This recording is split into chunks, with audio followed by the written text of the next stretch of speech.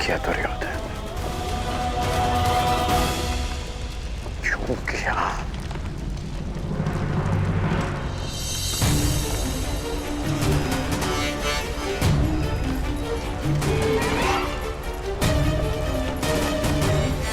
यदि नियति का अर्थ न्याय है तो यह अन्याय क्यों? विश्व के श्रेष्ठ योद्धाओं का ये अंत क्यों?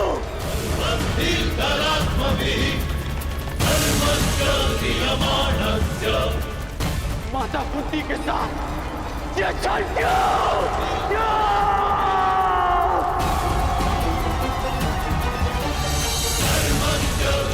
क्या छल कपट की अग्नि का था इतना अधिक है कि वो न्याय को भस्म कर दे? आप तो सब जानते थे ना लक्ष्मण, फिर क्यों घृणा की अग्नि को ये विनाश करने दिया? बताइए क्या?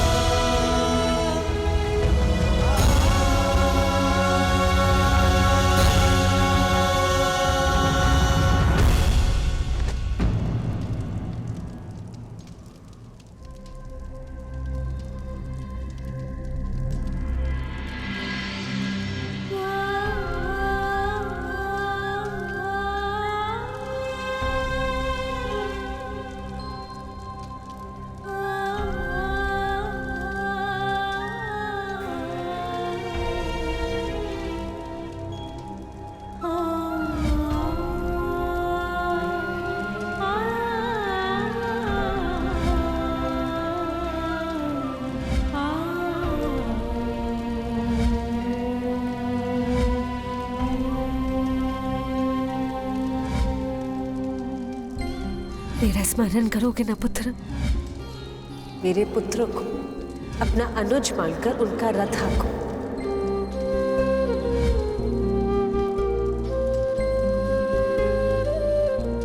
मेरे पुत्र को तुम्हारे सहायता की आवश्यकता है। ऐसा प्रतीत हो रहा है कि रक्त के संबंध से भी अधिक गहन संबंध है तुम्हारे साथ।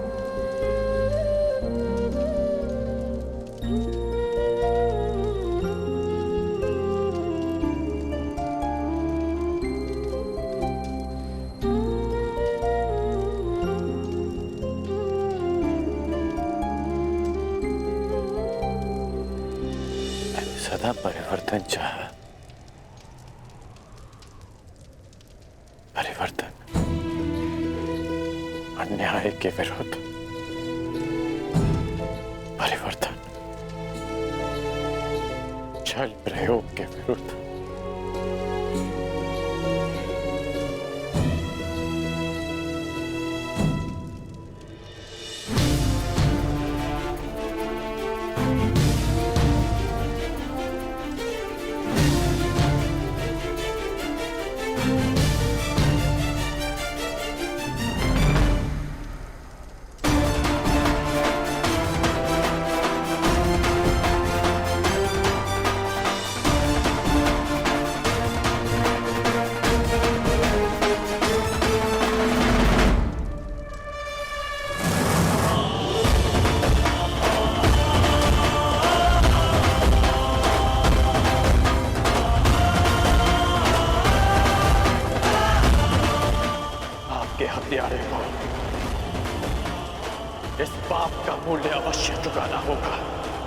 इस षड्यंत्र के सूत्रधार को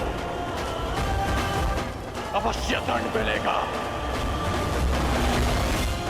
और वो दंड मैं दूंगा, मैं दूंगा।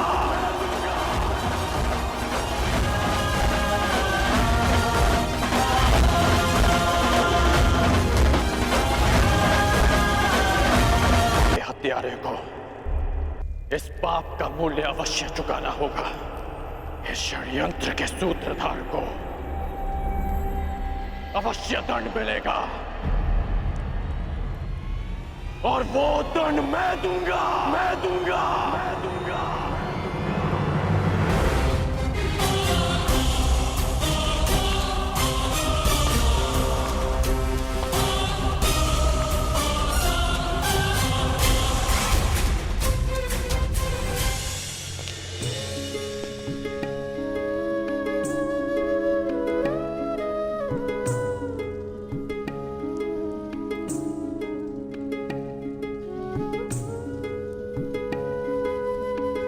जो संसार में आता है उसके जीवन का कारण और निवारण स्वयं नियति चुनती है।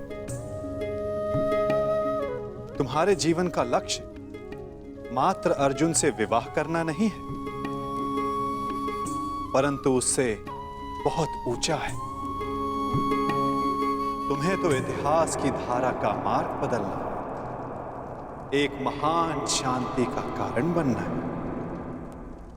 तुम अग्नि से उत्पन्न हुई, अग्नि से जन्मी हो, परंतु कोई और भी है जिन्हें अग्नि छू भी नहीं पाई।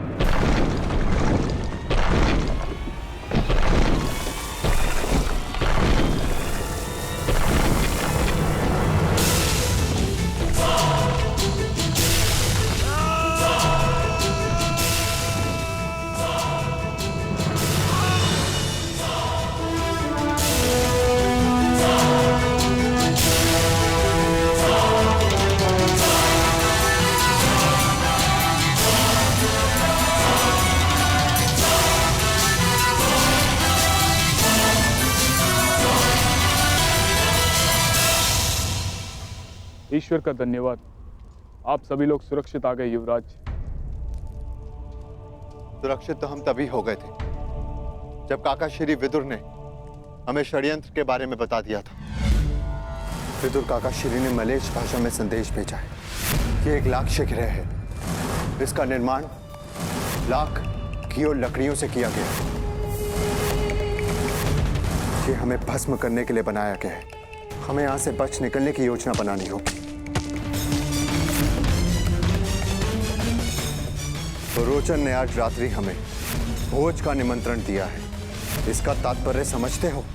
हमें विषुक्त भोजन कराना चाहता है ताकि हम यहां से बचकर ना निकल सके। रोचन आ रहा है। भोजन के पश्चात किस किस को क्या क्या करना है, योजना स्मरण रखना। पुरोचन की भार्या अपने 5 पुत्रों के साथ यहाँ उपस्थित है। आज भोजन के समय आपको अपना एक आभूषण पुरोचन की भार्या को भेंट देना होगा। न जाने अब भरपेट भोजन फिर कब करने को मिलेगा। आज पांडवों का नाश होगा। कुमार दुर्योधन का मंतव्य सफल होगा। सब ठीक है ना? बालक सुरक्षित है ना? नहीं, तनिक आंख लग गई। बालक भवन में ही सो रहा है। मूर्ख! शीघ्रता करो, ये लाक्षाग्रह है, क्षण भर में भस्म हो जाएगा।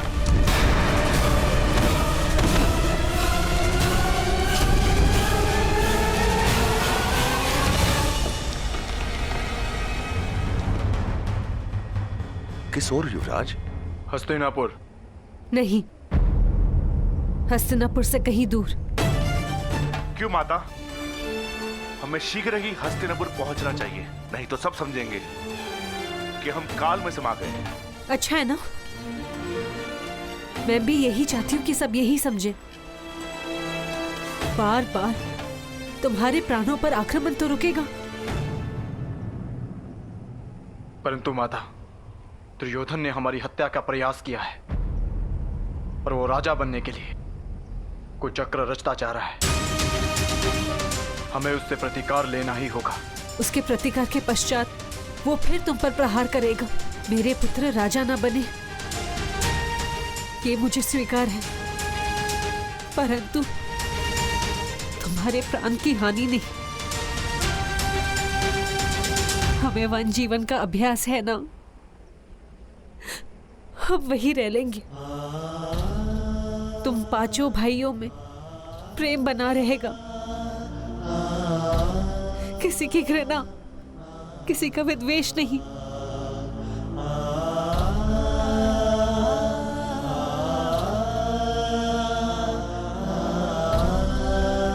हम हस्तिनापुर नहीं जाएंगे। अपनी माता की विनती नहीं मानोगे?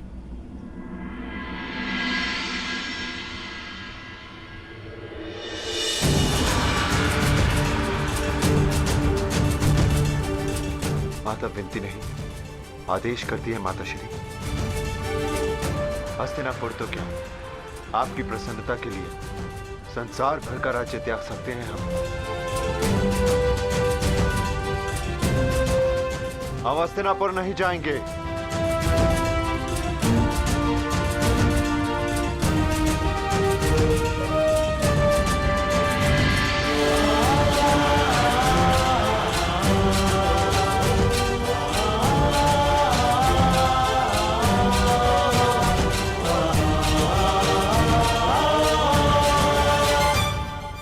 परंतु दुर्योधन को उसके किए का दंड देना होगा।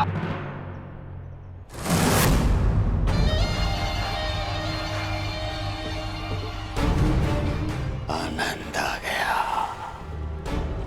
आनंद आ गया मामा श्री।